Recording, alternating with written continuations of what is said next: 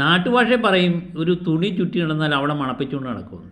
Big ബോസിൽ നമ്മളിത് കാണുകയാണ്. അപ്പാനിയും അക്ബറും അതുപോലെ ആര്യനും പിന്നെ നെവിനും എല്ലാവരും കൂടെ ജിഫേൽ എന്ന് പറയുന്ന ആ കുട്ടിയുടെ ചുറ്റിനും ഇങ്ങനെ ഉപഗ്രഹം പോലെ ഇങ്ങനെ വട്ടം കറങ്ങുന്നതാണ് കാണുന്നത്. എന്ത് കഷ്ടമായത്! ജിഫേൽ എന്ന് പറയുന്ന വ്യക്തിയെ ബിഗ് ബോസിൻ്റെ ഫൈനലിൽ എത്തിച്ച് കപ്പ് മേടിച്ചു കൊടുക്കാമെന്ന് ഇവരാർക്കെങ്കിലും വാക്ക് കൊടുത്തിട്ടുണ്ടോ എന്ന് എനിക്കറിയില്ല. ഏതായാലും ഇവർ കാണിക്കുന്ന മഹാ കഷ്ടമാണ്. ഒരു പെൺകുട്ടിയുടെ പുറകെ നടന്ന് എന്താ പറയുന്നത്, ഇത്രമേലങ്ങ് ഒലിപ്പിക്കരുത്. സത്യം പറഞ്ഞാൽ ഇവരുടെ കൂട്ടത്തിൽ ജിഫേലിന് അനുകൂലമായിട്ട് നിൽക്കുന്ന 2-3 പേരുണ്ട്. റന ഫാത്തിമ, അതുപോലെ ഫരികയൊക്കെ എന്ന് പറഞ്ഞാൽ അപ്പാനിയുടെ അടുത്ത ആളായിട്ട് മാറിയിരിക്കുക. ഒരു ഗ്രൂപ്പ് ഇഫക്റ്റ് കൃത്യമായിട്ടുണ്ട്. അനുവിനെതിരെയുള്ള നീക്കമാണ് ഇവർ ഉദ്ദേശിക്കുന്നത്. അപ്പം ഈ അക്ബർ പറയുകയാണ് ക്യാരറ്റ് എടുത്തെന്ന്. ക്യാരറ്റ് അല്ല, ബീട്രൂട്ട് എടുത്തു അനുമോൾ. അതാണ് ഏറ്റവും വലിയൊരു കുറ്റമായിട്ട് പറയുന്നത്. ഇപ്പോൾ ഈ ആഹാരം കഴിക്കാനില്ലാത്ത സമയത്ത് മുഖത്ത് വരട്ടാൻ ഈ ബീട്രൂട്ടൊക്കെ എടുക്കുന്നത് വളരെ കഷ്ടമാണ്. പക്ഷേ ഈ റൂള് മൊത്തം ബ്രേക്ക് ചെയ്ത് കഴിഞ്ഞ പ്രാവശ്യം ലാലേട്ടൻ്റെ വാണിങ്ങും കൂടെ കിട്ടിയ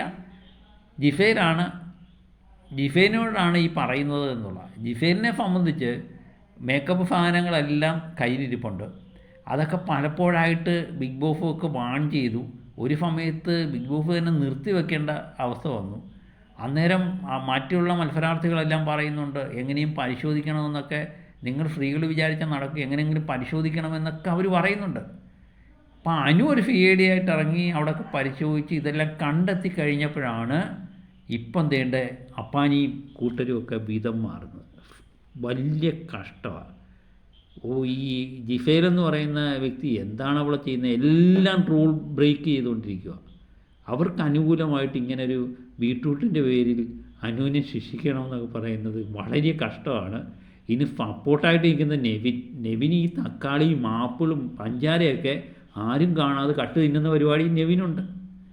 ഇവരെല്ലാവരും കൂടെ ചേർന്ന് അനുവിനെ പുറത്താക്കണമെന്ന് പറയുന്നത്. ജിഫേലിൻ്റെ ചുറ്റും കിടന്ന് മണപ്പിച്ചുകൊണ്ട് നടക്കുന്ന കുറച്ച് പേങ്ങന്മാരായിപ്പോയി ഈ സച്ചിനല്ല ആര്യനും അക്ബറും അപ്പാനി ശരത്തും നെവിനും ഒക്കെ. ഷാനവാസും അനീഷും മാത്രമുണ്ട്. പിന്നെ ഒരു പരിധിവരെ അഭിലാഷും മാറി നിൽക്കുന്നുണ്ട്. ബാക്കിയെല്ലാം കണക്കാണ്. ഇവരെന്താണ് ജിഫേൽ കണ്ടേക്കുന്നതെന്ന് എനിക്ക് മനസ്സിലാകുന്നേ ഇല്ല.